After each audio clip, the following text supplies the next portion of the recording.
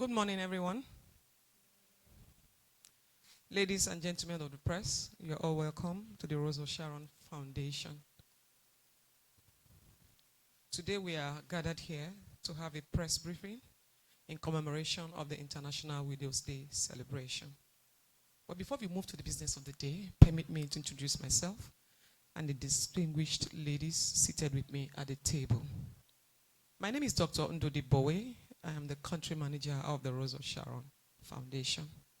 Seated to my immediate left is none other than Apostle Folorunso Alakija, who is the founder of the Rose of Sharon Foundation. To her left, to her immediate left, is Mrs. Gladys Ifyozo. She's a trustee of the Board of Trustees of the Rose of Sharon Foundation. To the left of Mrs. Ifyozo, we have the chairperson of the International Federation of Women Lawyers, popularly known as FIDA, Lagos chapter, Mrs. Abimbola Jack Oladuba. To the immediate left of the chairperson of FIDA, we have Mrs. Ifeyinwa Opalako, a member of FIDA and the FIDA lead researcher. To Mrs. Opalako's immediate left, we have Mrs. Hope Nwankwesi, who is the executive director of the Widows Advocacy Coalition in Nigeria and the Almana Hope Foundation. She's also the president of the Pan-African Widows Union. You are all welcome. As many of us may know, the Rose of Sharon Foundation is a faith-based, non-profit, non-governmental organization established on the 23rd of May, 2008. The foundation is registered by the Corporate Affairs Commission as an incorporated trustees organization under Part C of the Companies and Allied Matters Act of 1990. The foundation works across the 6 geopolitical zones of Nigeria through zonal coordinators, but we are headquartered right here in Sule in Lagos State. Our vision at the foundation is to alleviate the plight of widows, their children, and orphans across Nigeria, with a mission to guarantee educational opportunities and financial independence through so many of our programs and schemes that assure greater self-esteem and ease of socio-economic integration. Our core values include love, compassion, partnership, teamwork, obedience to God's call, long-term commitment, integrity, and accountability. Here at the foundation, we provide capacity building, socioeconomic empowerment, educational scholarships, skills acquisition, home visitation, enterprise and business development, microcredit schemes with interest-free loan facilities to our beneficiaries, especially the widows. But our programs over the years have expanded with a multifaceted approach that provides holistic and family-centered support, which now includes widows' rights advocacy, research and documentation, structured healthcare services, school engagement, climate resilient, smart agricultural projects for our widow farmers, accommodation support, psychosocial support, counseling, and trauma management. You would agree with me that the Rose of Sharon Foundation is one of the few NGOs in this country that provides widows and their children and orphans with this level of assistance. The foundation commenced operation with just 3 widows in 2008. Since then, I am happy to announce that we have grown and evolved into a very large network of thousands of beneficiaries that have been impacted. Today, our numeric service delivery data stands at 2,446 current beneficiaries whose lives we are impacting daily. I would like to break down this number for us. It comprises of 994 widows across Nigeria, 1,207 widows' children who are currently on educational scholarships to primary, secondary, and at tertiary level. And we have some who are currently undergoing their master's degree. Those are those that got first class at their bachelor's. And then we have 245 orphans that we support with monthly stipend for an upkeep. Out of this total, we have produced 461 graduates today. At this point, I expect I should be clapping for the foundation. Thank you very much. Our long-term goal is to expand our interventions and engagement to reach more beneficiaries in West Africa. But our short and medium-term goals are to create value-based partnerships and increase our visibility. So we are open to partnerships that can help to feed a widow's family by providing bags of food every month or every quarter, adopt a widow or a widow's child or widow's children and provide scholarships for their education and upkeep for the orphans, or adopt a widow to finance the widow's business and help it grow or educate the widow, or render a service which could include probably medical care, training, technical and technological support. Today is the 23rd of June, 2025. Today is a day that people, groups, and organizations globally are celebrating widows currently, even as we are here seated, because it's a day that the United Nations has set aside for widows' unique experiences to be exposed, for their challenges, for us to call attention to their challenges, so that decision makers and policy makers and even individuals can treat widows better and fill up the gaps in protecting their rights. So to commemorate this day, International Widows Day, in furtherance of our vision to continue to empower widows and orphans, promote and protect their rights, we are here today happy to unveil the findings of our Widows' Rights Research Project, which we did in collaboration with the International Federation of Women Lawyers. And that's why you have FIDA seated at this table. Some of us know very well the kind of sorrow, sadness, and loss that widows experience at the loss of their spouses. In many African countries, including Nigeria, they frequently experience economic hardships, stigmatization, loss of livelihood, harmful traditional practices, separation from their children, forceful marriage, and many more. So we decided to embark upon a fact-finding mission to see what subsists in terms of how widows are currently being treated in Nigeria. Shortly, I'll be reading the report that will showcase the findings, recommendations, and a call to action. But before I get to that, we'll have to give some time to our founder to give an opening remark. When she's done, the FIDA chairperson will speak for 5 minutes, followed by the lead researcher who will speak for 5 minutes. And then the mic will return to me to read out the findings, recommendations, and call to action. And after that, I will open the floor for the pressmen and women to ask questions that they would want to ask. And when we are done, we give a brief 2 to 3 minutes to Mrs. Hope to speak to us about the Pan-African Widows Union, and the press can ask her any question they may have. So this is how this press briefing engagement is going to run today. So permit me to hand over the mic to our founder, Apostle Folorunso Alakija. The mic is yours, ma'am.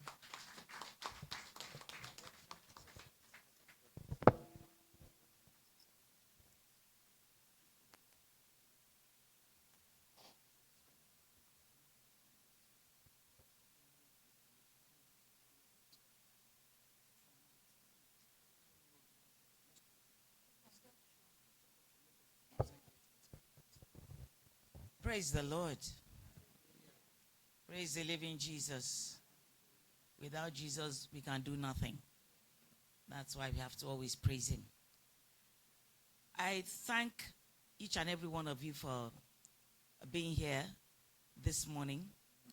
I thank God that he has preserved our lives to see yet another International Widows Day, which is being celebrated worldwide.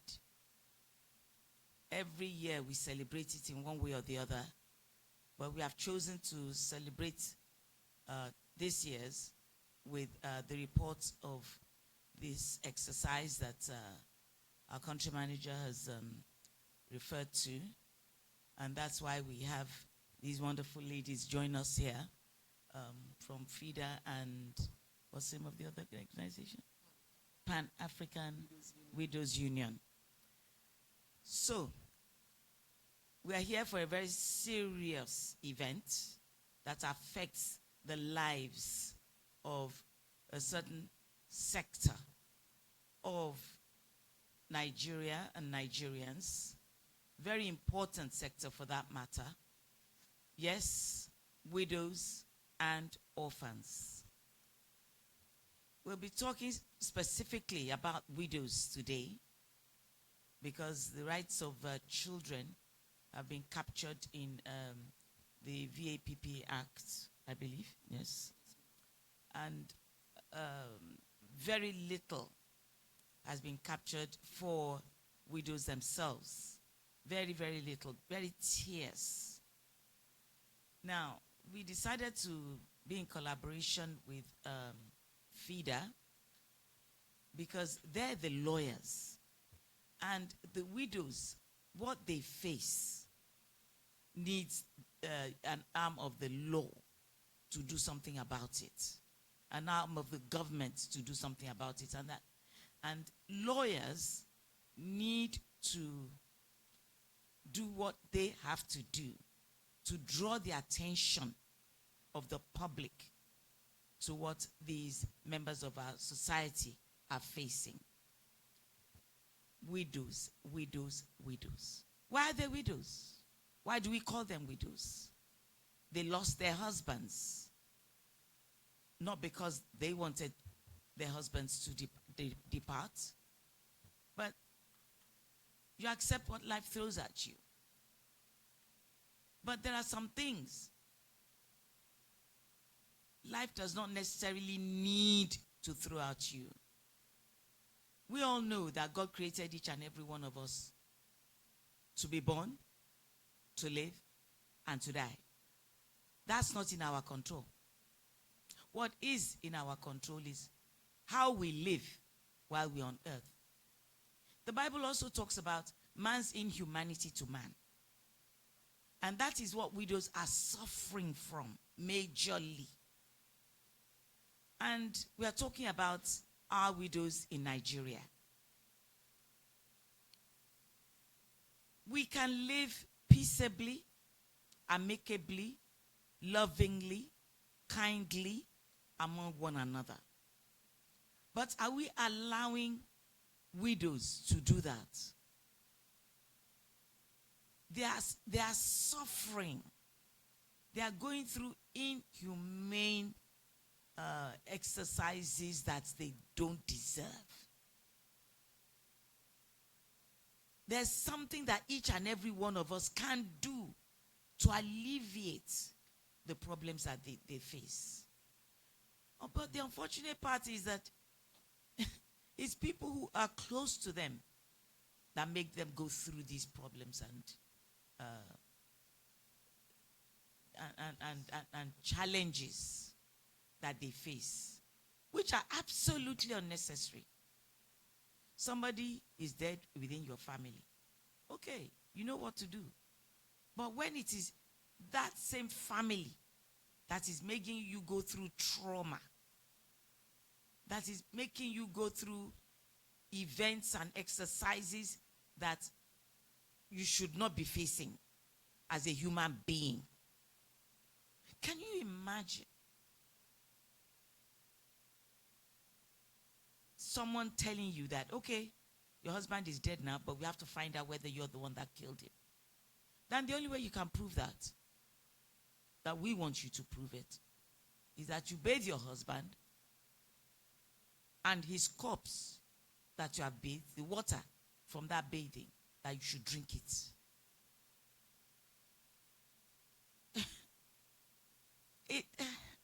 I continue to wonder that how can man be so wicked to other human beings?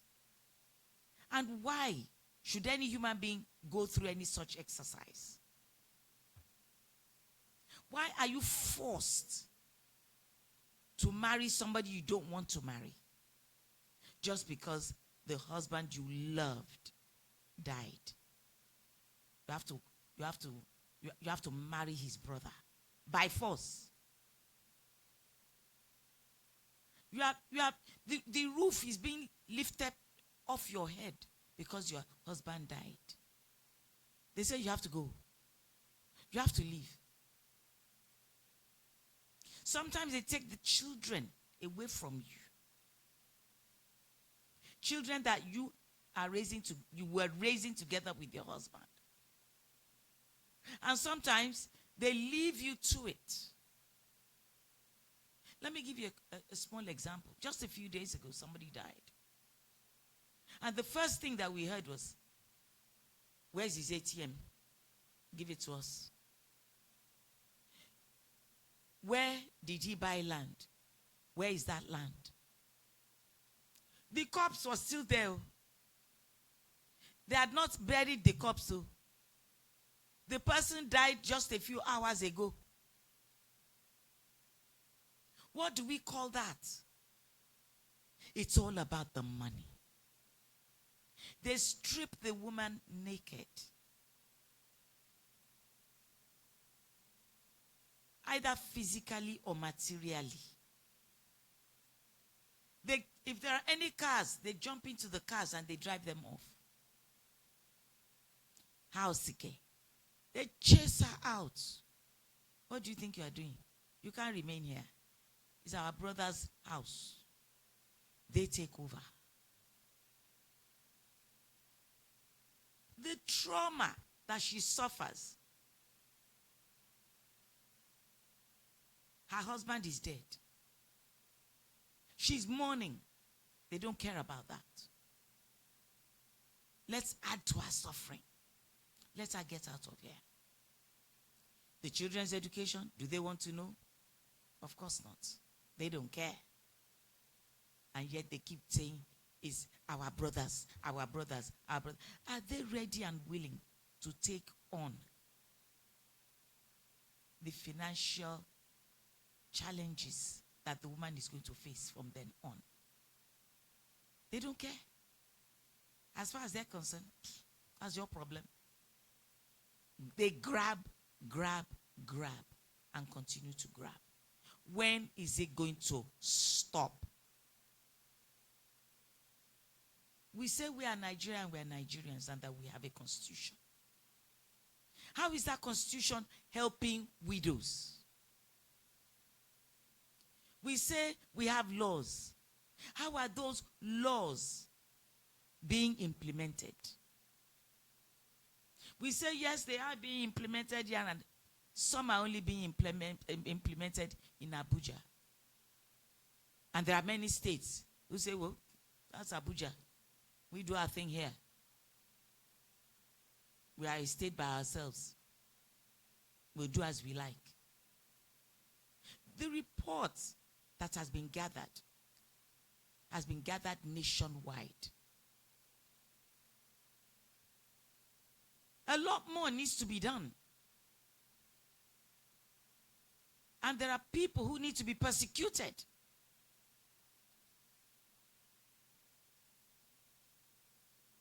They are doing all these harmful things to these videos, and they are getting away with it. Practically getting away with it. There needs to be a lot more awareness. This report that has been gathered, which you will hear about very soon, a summary of it, because it's a 52-page thing, but there's just a short, maybe 2 or 3 page summary that you will hear. It's not something that should be left on shelves, collecting dust. We need to provide attention. We are all responsible. And we need to be responsible citizens. And be our neighbors' keepers. How are we doing it? We are aware this person is suffering, but we are taking our head and our eyes away. Oh, that's her problem.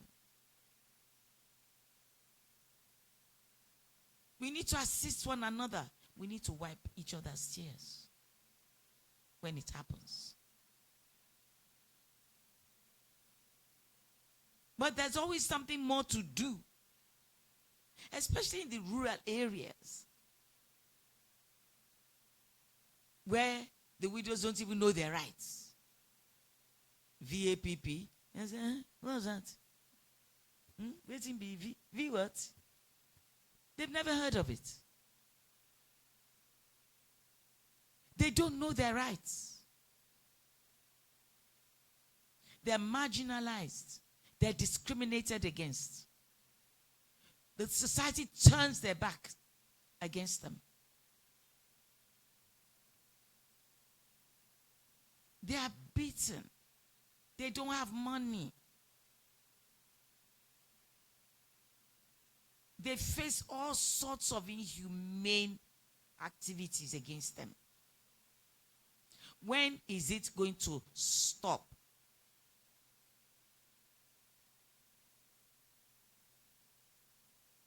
And that's the reason why we partnered with FIDA. So that we can find ways and means of bringing this to a halt. Letting the whole world know what these women go through. Awareness is key. Letting the women themselves know what their rights are. Ensuring that they even have rights that can be implemented.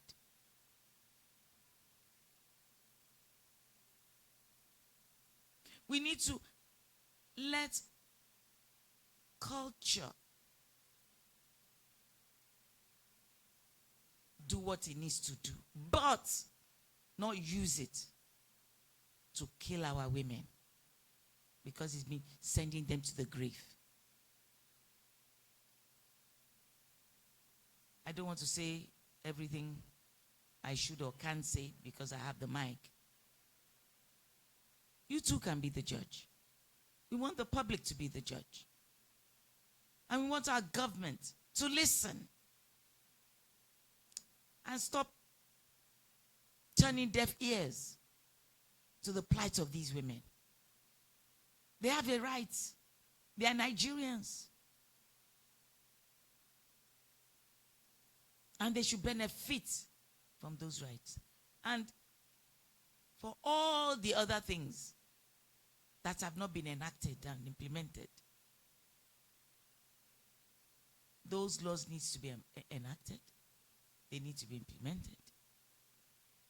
The public needs to know what these people's rights are. When there's something that has happened that's not right, those who are around them should be able to cry foul.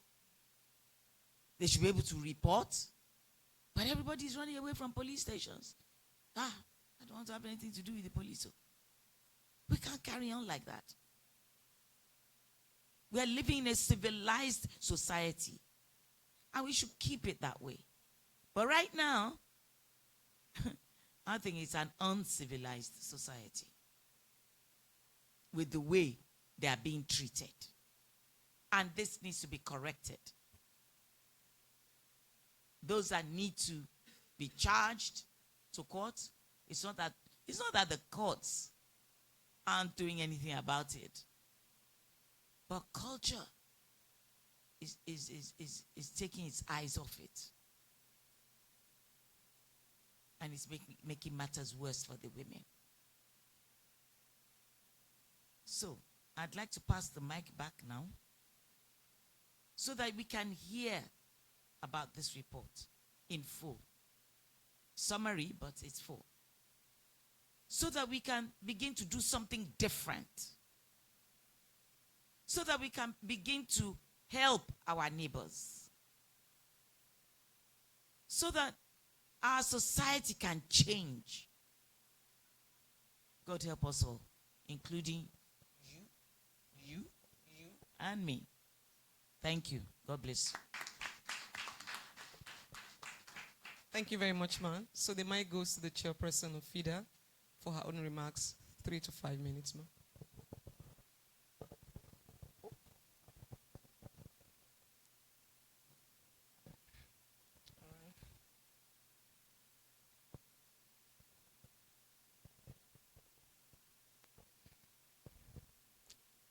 Good morning, ladies and gentlemen. Good morning. gentlemen of the press, gentlemen of the press, our guests, and most importantly, widows here present. On behalf of our International Federation of Women Lawyers, FIDA, I bring you greetings. And to the widows, I want to assure you again that with Rose of Sharon and FIDA, your liberty, your safety, your comfort, it's very near. In fact, it is assured by the grace of God. Because we will not stop talking for you. We will not stop speaking for you. We will not stop going everywhere to speak out on your behalf. May God grant us all the strength we need. Amen. Yes, as mother, as a lawyer, as a daughter, and a mother, generally as lawyers, I want to tell you that we are not aware of the injustice that is being melted to widows everywhere, culturally, even in the society at large. We are very, very much aware of it. And we are doing all our best to ensure that favorable laws are being passed in favor of widows everywhere, every cronies and corners of Nigeria. And by God's grace, we know we are going to get there. I want to let you know, I was a vice chairperson of FIDA when this research started.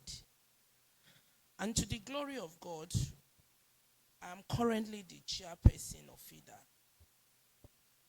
It gladdens my heart that this research started and it all came out successful. In my own time when I'm the chairperson of FIDA. FIDA embarked upon the research study with the Rose of Sharon as it shows our passion and commitment to ensure continued promotion of the rights of women and gender equality. If men who become widowers are treated better than women who become widows, then that is an issue of discrimination. You will agree with me. And unbalanced governance that highly undermines its sustainable development. As the chairperson of FIDA, although the vice chairperson at the commencement of this research, I'm glad to say our collaboration with Rose of Sharon is of a great pleasure to us. And in fact, it inspires us every day. When we look at what Rose of Sharon is doing in our society, it goes almost 100% with FIDA's plan for the widows. And so, at any point in time, we are always ready and we are glad to work with Rose of Sharon. Today, I want to register our readiness, our passion, and our commitment to always carry out the collaborative efforts with Rose of Sharon. I will leave the mic for the researcher to also give us deep hints into the research. Thank you.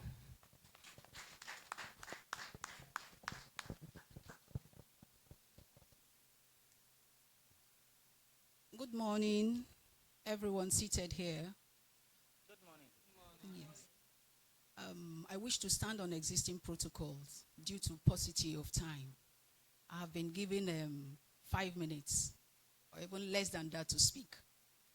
The chairperson has said, I'll give an deep insight of the research. I think that would be the position of the country vice president to do that. I would want to say that this issue of research started like a dream, a discussion. But today, I am glad to state that it has culminated to a working document that calls for the attention of the policymakers to implement on. And I think with that, things will really work out for widows.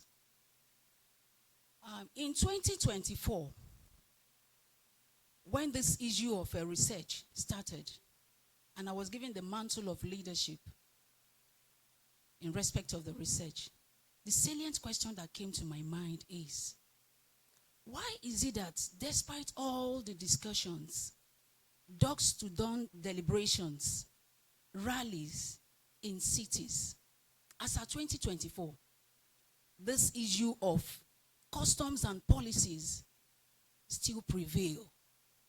Widows are subjected to untold hardship.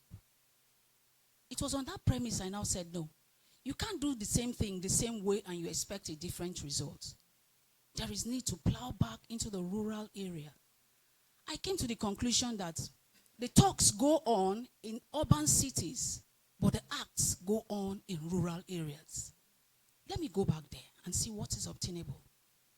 I cannot comfortably tell you today that I went around the 36 states of the Federation. In collaboration, we have Rose of Sharon. They also did theirs, their own portion. That is the cross-fertilization of ideas that led to this piece of document today.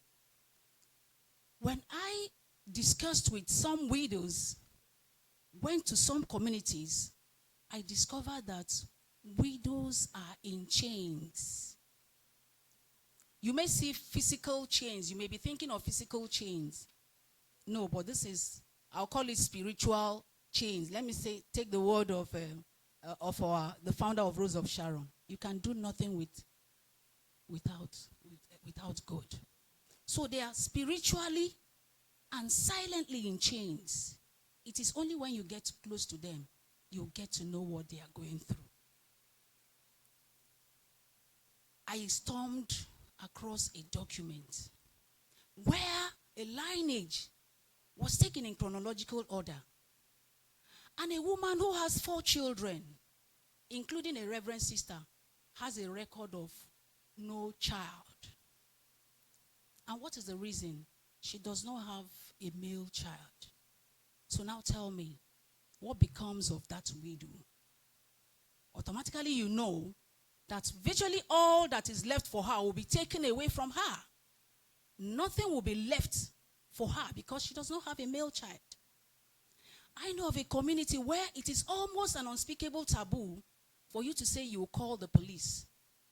No, you have to explore all avenues within that community. And who are the policy makers of those cultures? It is the men. It is when you have exhausted those policies that you can now think of looking at, if at all they will give you that permission. So they are still subjected. And you see some of them, they will say, hey, let's leave it now. Others, it happened to others. So why would mine be an exception? Please don't call me a police. Because at the end of the day, they might be ostracized. So they still keep quiet. This vicious circle of widow's plight continues. So how do we, at this point, stem the tide? I commend NGOs. I commend FIDA, who has always been at the forefront on issues that has to do with women and children. And I commend the Rose of Sharon for their relentless efforts. They wrote the book, Widows and Child. And because the burning desire is there to stem that tide, they have also aligned with FIDA to see how we can nail this issue on the head and address this issue once and for all.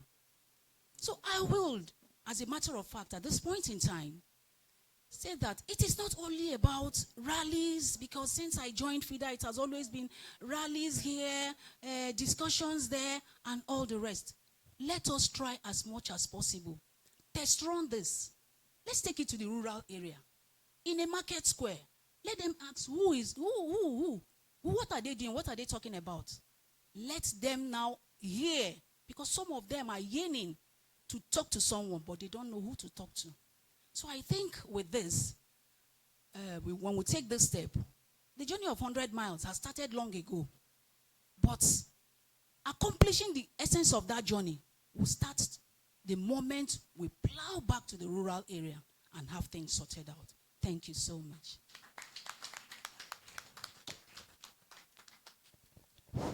Thank you very much, everyone. So at this point, I would like to present to you the research report on the current state of widows' rights in Nigeria. I'll be reading the executive summary. I would also like to say that this research is a follow-up to the book written by the founder of the Sharon Foundation, titled The Cry of Widows and Orphans, published in the year 2010, to call attention to the unique experiences and challenges of widows. The executive summary. This research study examines the current state of widows' rights in Nigeria, highlighting the substantial challenges they experience with socio-economic inequalities, inhumane and degrading practices in relation to relevant existing legal and judicial authorities. The research findings reveal that widows still face forced eviction, coercion, disinheritance, forced remarriage, confinement, exclusion, socio-legal discrimination, and tribal ordeal due to harmful cultural practices, despite existing laws aimed at protecting their rights. The research emphasizes the critical need for comprehensive socio-legal protection specific to widows' unique experiences, including increased media awareness, mindset restructuring, empowerment, and strict enforcement mechanisms to protect widows. Key findings.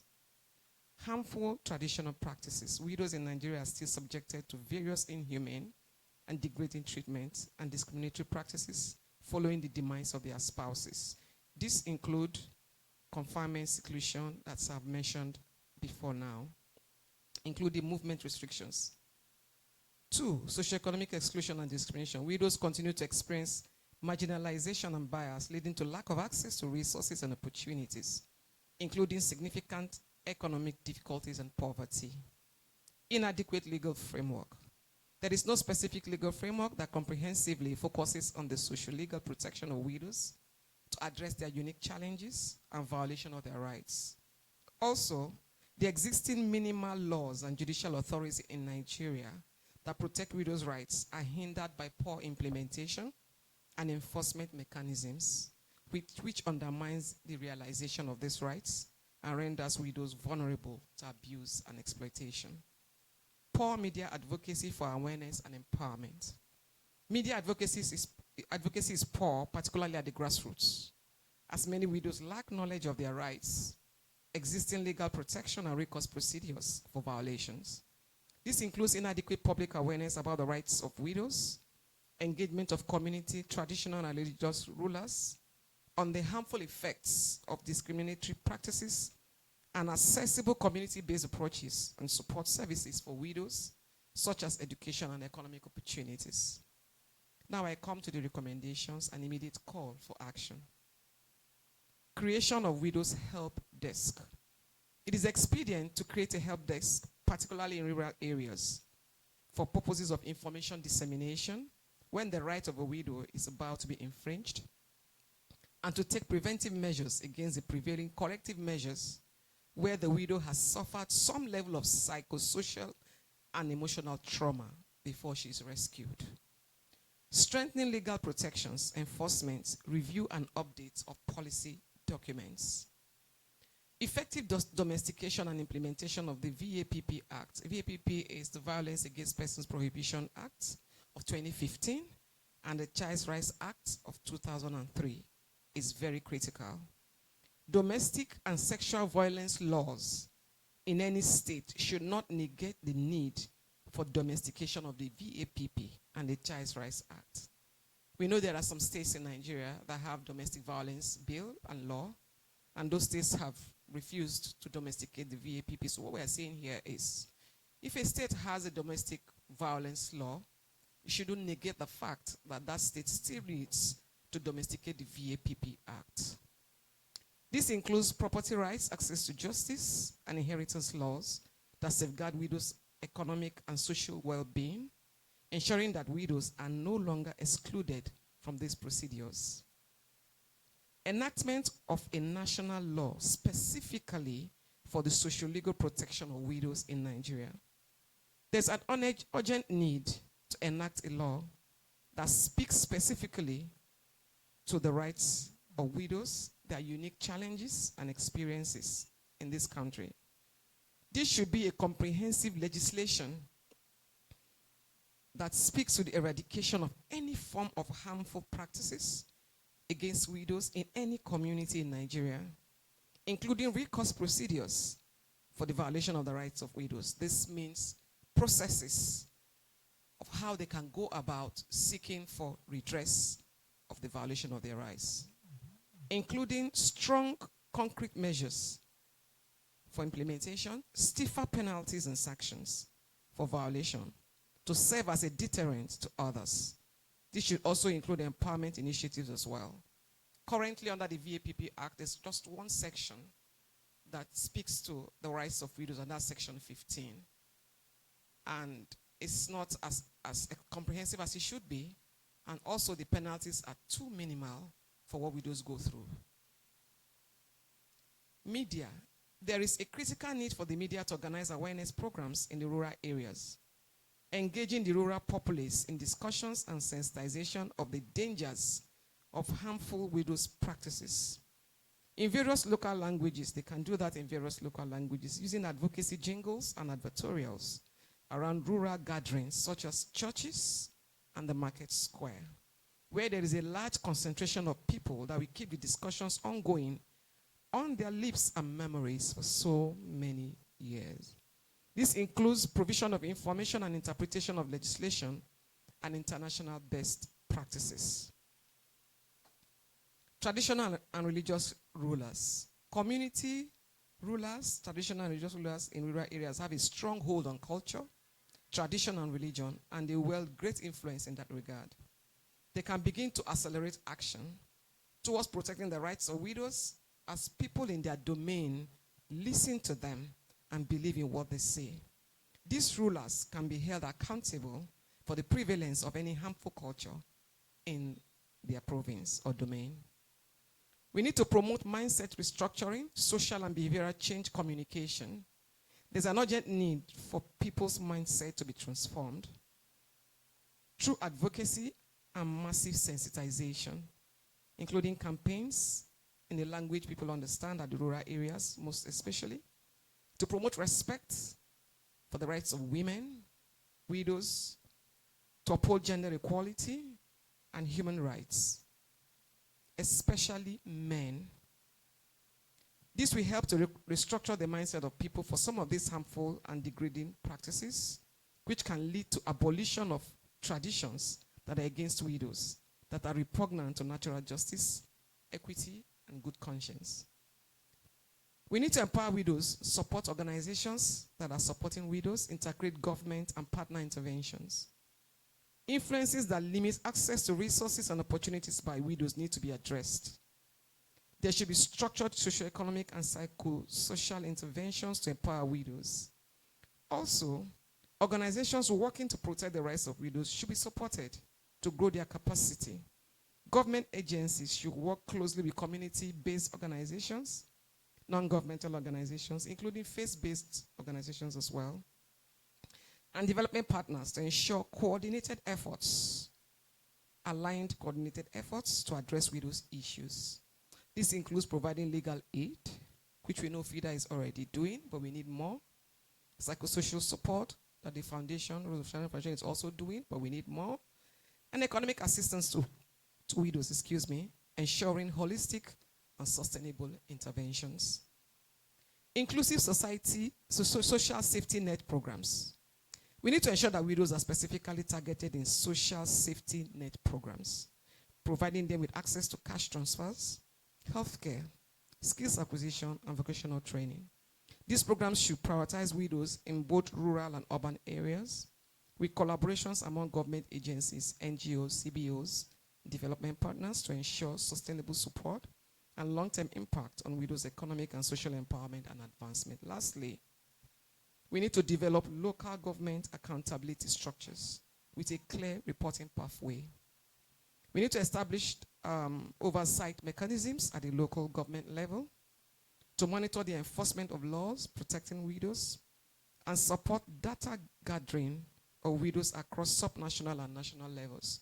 We don't have enough data to tell us how many widows we have currently in Nigeria and how many are experiencing this and how many are not. So we need data. Data will inform reprogramming and new interventions that could help. Also, reforms of policies as well. A reporting pathway should be developed that allows communities, NGOs, and the civil society organizations to report violations directly to the local government authorities, which can be escalated to resolve cases from state-level oversight committees for further action. Thank you. Now the floor is open for the pressmen and women to ask any questions that you may have. Can somebody please pick this mic and help us to pass it around? Comms team, there's a mic on the table.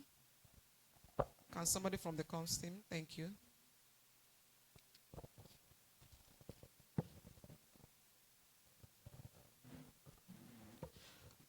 Good morning, everybody. I want to say a big thank you first. My name is Chris. I work with Channels Television. I want to say a big thank you first to the chair of the Rose of Sharon Foundation for the passion you have for the widows and, of course, for humanity generally. And I want to also say thanks to supporting agencies and organizations here. Thank you for this. And it's heartbreaking to hear that the security agencies are not really helpful when it comes to protecting the rights of these widows. And I feel they should actually be at the forefront of this. But this is where we are. But you've done the model that you've actually done that is helpful is that you've enlisted female lawyers here. But I also know that most of these security agencies, they have their wives association. Are we working with them?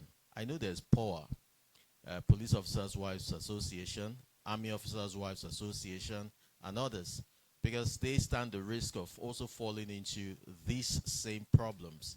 So if we enlist them, I'm sure they'll be able to prevail on their husbands and be able to marshal that force to ensure that the rights of widows are actually upheld and protected. So that's my contribution or my question as well. Thank you. Thank you very much. So is it a question you want answered? Yes, I just wonder, have we enlisted them, yeah. the Wives Association? And, okay, so we have what we call the Widowhood Rights Program. It's a program initiated about 2 years ago that we use in engaging stakeholders at the community level. So we go from local government to local government. And when we get there, we enlist community gatekeepers, Bale, chiefs, obas, Yaloja, Yalode, yes, ma'am. Community, CDA chairmen, women leaders, and different other stakeholders, even CAN. It's also part of the team and all that. So within this circle of stakeholders, we have these people you mentioned. We have the Army Officers' Wives Association. We have them. And each of them, incidentally, have a little intervention for widows. But those interventions do not go directly to advocating for increased protection for the rights of widows. What people do is they just call widows together and they put some packages in food and give out to widows. But they are getting to understand through the intervention of the Rose of Sharon Foundation that you've got to do more. It's not just about handing over food packs to widows. You need to go beyond that to begin to protect their rights. So yes, we are engaging stakeholders, we're collaborating with them, and we're working there towards the promotion and protection comprehensively of the rights of widows. Thank you. I don't know if our founder has anything to add, ma, or anyone. Yes, ma. Yes, ma. So next person, please. Good afternoon, everyone. My name is Esther Onyebula from the Vanguard newspapers. My question is to the founder. I just want to find out what actually shocked you in the research, on the total, when the research came out. What was the most shocking aspect of it from the research? It was shocking. Yes, ma'am. The From the findings. Yes. The level at which culture, the parts that culture plays and tradition plays concerning these women. It's like, it's as if they are the people who are behind the tradition and the cultural things and all of that. It's as if they close their eyes to it. That, that's the way we do it. So, what's all this? What's all this noise? That's our tradition. That's our culture. And we are saying that we need to go beyond that. That this traditional thing, cultural thing, is killing these women. There needs to be a change. When is that change going to come? They're aware of what these women are going through. Why aren't they doing the same thing to men when their wives die? Because it's a man, it's okay. If it's a woman, no need. There are plenty of women. And that's the way we do it. When are we going to wake up? Who's going to drum it into them? Who's going to make them see reason to change? And sometimes the man dies and then the woman dies because the burden was too much and the children become orphans. Neighbors and in-laws go their way. A lot of children end up on the streets and become beggars and area boys and girls. That's what we're talking about. Somebody needs to enforce these laws. And there need to be more laws that are specifically directed to widows and orphans, of course. But specifically to widows. I know that orphans are referred to as children, and this Children Rights Act kind of helps them out. But we need a national widows law or policy that will attend to them specifically. They need to understand that. And how is the government enforcing it? Even with these traditionalists and rulers and kings and obas and what have you all over the place. That shocked me. Thank you.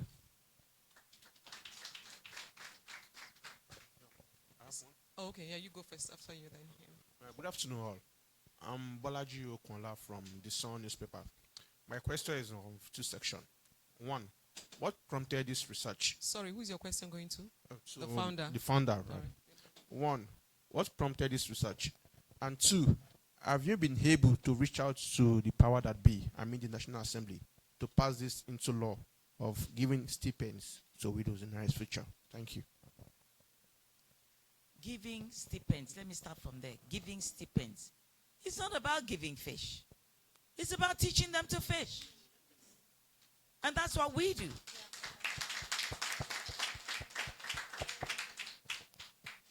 And then you heard how far back I wrote the book on the cry tears of widows and orphans. We took it to the National Assembly. Yes. After all those years of fighting, since that time, they get a tears, 1 or 2 lines in the VAPP Act. What do you want us to do? We did take it there. Thank you, ma'am. There's somebody at the back before you. Yeah, sorry. Please let us know who your question is directed to. Well, as well. Good afternoon. It's 12 noon. Good afternoon. My name is Widowhood Alakija. I work with the Nation newspapers. I'd like to know what influenced your passion for widows. Because from what we know of you, you don't belong in that category. You are comfortable financially and all that. And then you are into this. And even doing the research across the country does not come cheap. So, I mean, you could have, as well have gone into business development, entrepreneurship and all that to encourage people. But you've pitched your tent with this. So I'd like to know what influenced the passion. I'm interested. Thank you. Thank you. It was a call from God. As far back as 2007, I think it was. Yes. Or 2006. 2006. Because we had 3 widows for a year and a half. God said to me, actually, let me tell you how it actually went. I was in my prayer room and I said, Lord, you've done so much for me. What can I do for you? And he said, look after my widows and orphans. James chapter 1, verse 27. Their plight, go and look into their plight. And their plight, they're always crying. Can you imagine waking up, you or I, every day, nowhere to go, but to just sit there and cry? Because you don't even know where to start. Because so much is stacked on you. And society is not making it better. They're making it worse and sending them to their graves. That's what we're talking about. That's why I have that passion for them. God called me and I answered the call. God help us. Who's next? Okay, Yeah. Thank you, ma. Good afternoon, ma. So I'm Tolu from the PM News. It's just one question, although it was 2 questions. Who is your question directed to? To Madam. Yes, okay. please. So, ma'am, would you support criminal penalties for those who enforce harmful widowhood practices? Can you repeat that, please? Would you support criminal penalties? Of course. Aren't they criminals? They are criminals, aren't they? Yes, ma'am. Aren't they? Yes, if they're ma'am. sending people to their graves, directly or indirectly, that's where they end up. They start off as widows, and then before we know it, they're dead. How much can we do? The suffering's too much. Those who make them suffer should suffer for what they did to them. They should suffer the consequences. Tit for, don't let me say tit for tat, but that's not that's not tit for tat, but it's a matter of you're living in a society, you understand, and there are rules and regulations, and you flout those rules and regulations, and we are saying, yeah, carry on. You're a man, it's okay. You can do that. You're an in-law, it's okay. You can do it and get away with it. Is that the kind of society that we're running? Should it be like that? Should it remain like that? That's why we're here. Help us. Help us. Help us to help them. Yes, you can proceed. Okay, good afternoon. My name is David from Business Day, and I have a question for both Madam and FIDA. So for Rose of There Sharon, are 2 FIDA people, the chairperson and the lead researcher. okay, the chairperson. The chairperson. Yes. Okay. So for Rose of Sharon, how can a widow come on board, or any widow that needs assistance? Is there like a platform where you send them up, or an outlet for them to go to if they want to benefit from your kind gestures? And then for the FIDA chairperson, so for any of these widows that need legal empowerment, although most of them can't afford it, how can they approach FIDA, or are they to come through Rose of Sharon to FIDA, or how does that work? Thank you. Thank you for that question. Over the years, we have had empowerment activities. And we have these various interventions for them, which you heard listed from the country manager. So we do all of that. Then it got to a stage where we had to say, hey, hold on. We're doing this.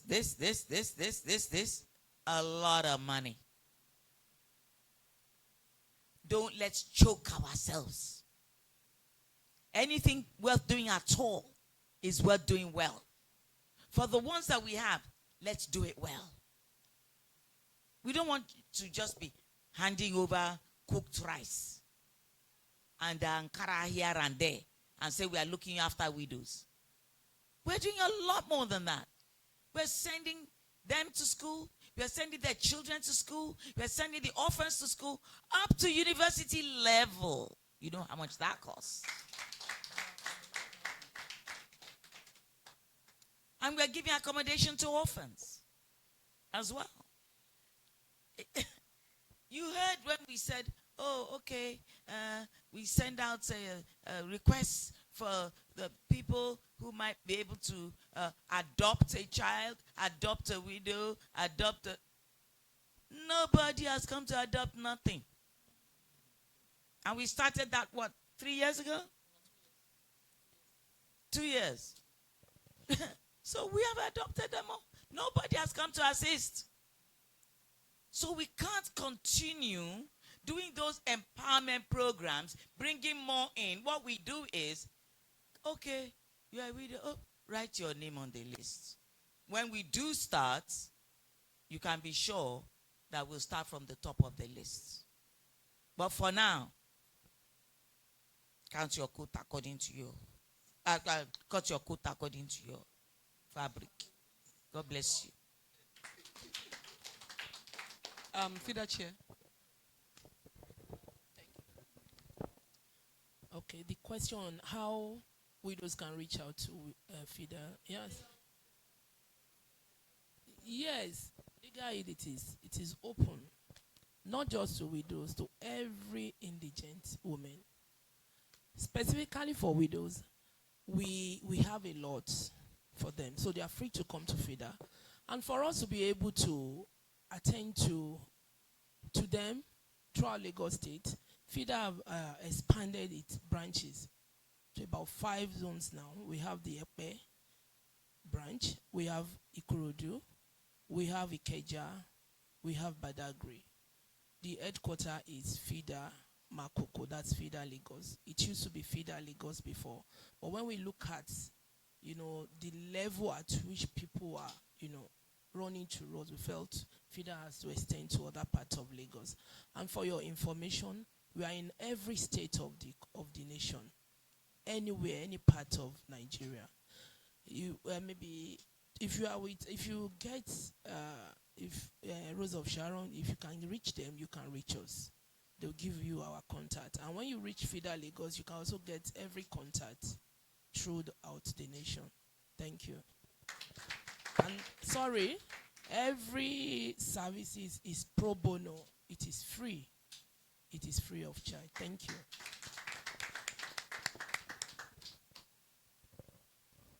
Okay, yes, proceed. I have one more question for the founder, Rose of Sharon. And this question is coming from the woman angle aspect of it. As an apostle, he made mention of something the other time that we went to visit a widow whereby the husband family said she must drink from the water they used in bathing her late husband. This is from a spiritual angle. As an apostle, how have you been able to fight this spiritually, helping widows in society? how we are able to fight it spiritually. That one is not a spiritual matter because it's something that people did physically. It's not, Lord, please help us so that they will stop doing it. That's not the issue. This has to go through the law. Thank you. Yes. The names are in your file. Everybody seated here. The names are in your file.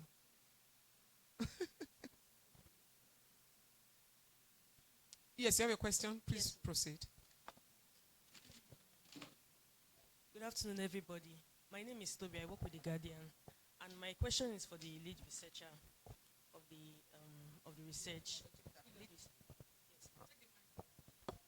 So, I think when you were speaking, you mentioned that you went around the 36 states of Nigeria to gather, or how many states, how many communities in particular did you visit before you came to the to your conclusion? Right.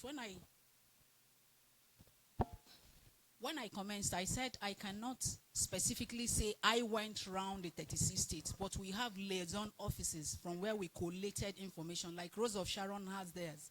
But there are about 2 communities that I personally had personal interaction with some widows, and I gave my report on that. Okay, so you use the Rose of Sharon? Yes, that's why it's a collaborated effort. Across the country? Yes. Okay, thank you.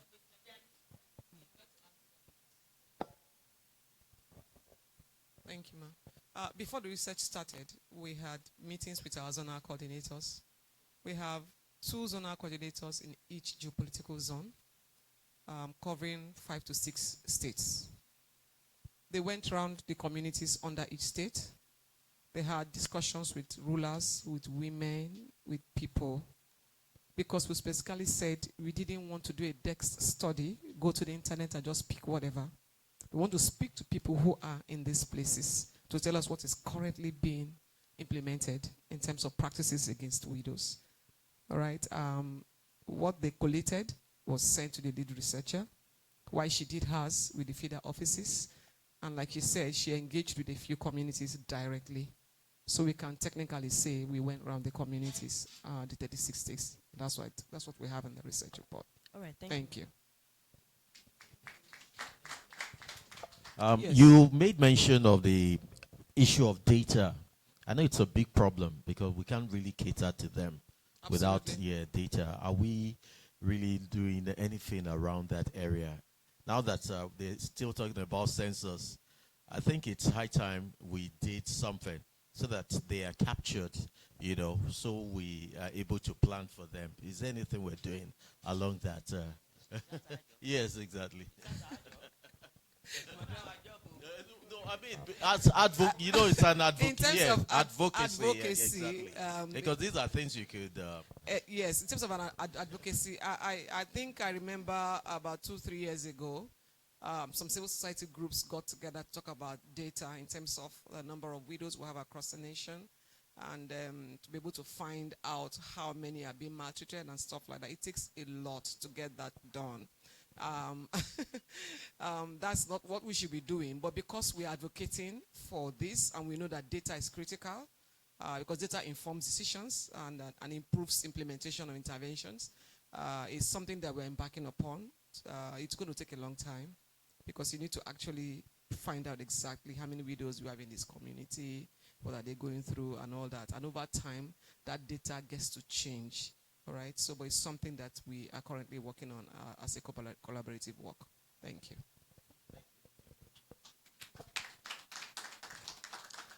Do we have any other question for any of us on the table? Is there anyone that has any question? That's it. Okay, so we give the mic to Mrs. Hope Wanquincy, the president of the Pan-African Widows Union, to speak to us for 2 minutes. Another mic, ma. They've given her one. To speak to us for 2 minutes about the Pan-African Widows Union, and then the pressmen can ask her 1 or 2 questions. Thank you. Good afternoon. Good afternoon, everybody, standing on the existing protocol. Yes, ma'am. My name is Hope Mwakwesi, founder of Amana Hope Foundation, Widows Advocates Coalition in Nigeria, and the president of the Union of African Widows. Before I share my journey and the discussion, I want to first of all thank the visionary behind this International Widows Day, Lord Lumba, and most importantly, Apostle Folorunso Alakija and Apostle Folorunso Alakija, and all women and men and organizations who are doing many different things in Nigeria, Africa, and the world to address the challenges confronted by women in widowhood. I appreciate you all on behalf of widows. My journey of widowhood began over 3 decades ago, March 8, 1994, when I was just 28 years old. I lost my husband and leaving me with 4 children aged to 9. The pain of losing my husband and the cultural practices I endured personally was further compounded by the eviction from my home, suspension from my job. So within 3 months of my life, I lost my husband, my home, and my job. The weight of it all nearly drove me to consider suicide. A story I always tell the press, that is for another day. But somehow I survived. Over the past years, I channeled my pain to purpose. By 2016, I officially began mentoring widows, advocating for cultural reforms, and using my experience to drive change and advocate for government action to ensure widows are included.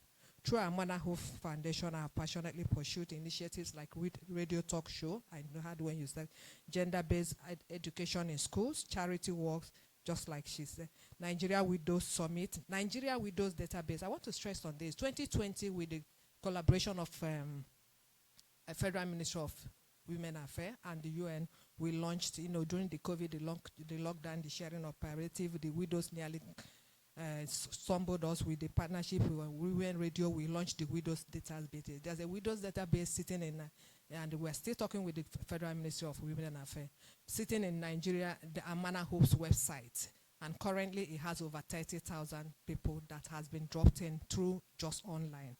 So that is a discussion for another day, and I will come to you people. Widows Protection Bill, I want to emphasize on this because I'm just hearing this, I'm just seeing it. 2019, 2020, after the summit, we prepared a Widows Protection Bill that was submitted to the House of Assembly. It was by 2023, because actually they said it was a government thing, and we kind of lost into the thing. By 2023, I remember asking the Honorable in the House, and they say it has been passed under the revamped VMPP, passed February 2023, and submitted or sent to Senate for concurrence. Unfortunately, I was in Federal Ministry of Women Affairs last February, and they invited me to a public hearing on widows' leave. And because one of the discussion, and I would like to say, is that, and that's what was the Pan-African widows are trying to do. Widows must be included now and be used seriously, because widows are widows' friend. Widows, every information we want to get, organizations, there's needs now to begin to now be intentional in driving in the widows, especially those that have gone into everything, so that we can capture more stories, more information that is vivid and valid. So Widows Protection Bill, which was sent to the House, but unfortunately when I tried to follow the 10th House, it's kind of, the information is nowhere to be seen, which is part of what Mommy said.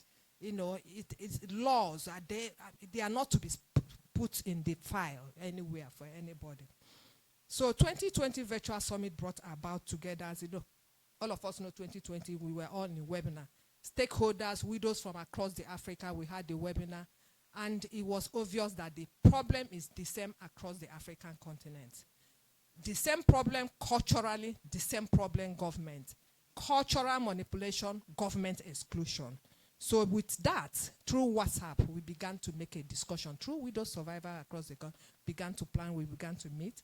And in the first advocacy work we did was the African Widows Summit. We now decided to upgrade the Nigerian Widows Summit, which we had in Nigeria since 2018, to upgrade it to African Widows Summit.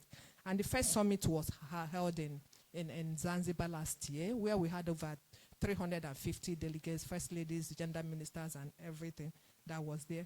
Today, as we celebrate on the African Widows International Day, I call on African government to include widows in national strategies from finance, healthcare, education, housing to legal reforms. While celebrating bodies as Madam, like we're always, like Madam Apostle Alakija, apologies, ma, don't forgive. The new benchmark of addressing widows-related issue is widows, that we are talking as widows, is widows inclusion. You know, according to Julius Nyanyere in his book, Freedom and Development, if real development is to take place, the real people has to be involved. And the real people in this discussion is the widows themselves. I appreciate the people here. The Rose of Sharon, thank you for this platform. FIDA, thank you for the collaboration, but the next best thing is the widows inclusion, to which we are all calling for you on this second African Widows Summit, which is coming up in Namibia under the theme, Widowhood in Africa, Building a Sustainable Culture. The African Widows Summit is a regional, rotational, high-level, three-day conference of African national and global stakeholders aimed at providing political leadership and guidance to widows' socio-economic inclusion in governance and allocation. This year's summit, among the things we are going to have, is the official launch of the Pan-African Widows Body and a proposed comprehensive African Widows agenda.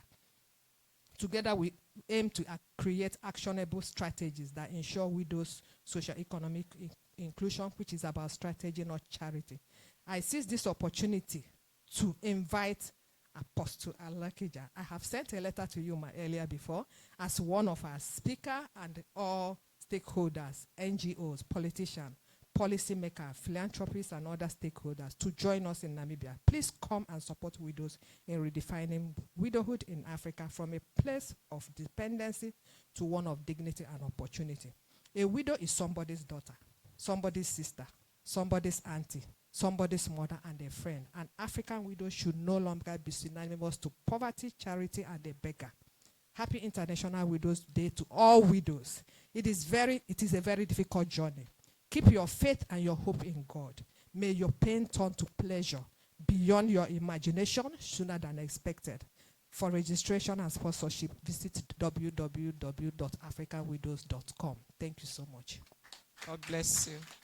Sorry, Mrs. Hope, when is the next African Widows Summit? It's coming up in September 3rd to 5th.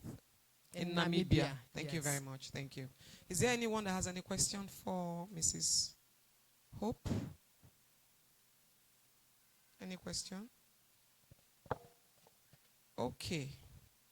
If there is none, we have come to the conclusion of today's press briefing, except if our trustee, if you have anything to say, Ma? Nothing. Thank you, Ma. So I would like to say a very big thank you. Ma, do you have anything to add? Nothing. I'd like to say a very big thank you to, we'll take pictures. Thank you to everyone, all the pressmen and women who've been here with us since morning, and for the widows who are here, media and every person, and all the distinguished and wonderful women on the table with me. God bless everyone, and thank you so much for being here. Thank you. So we'll take photographs for the media, right? Are we supposed to stand up? Oh, okay.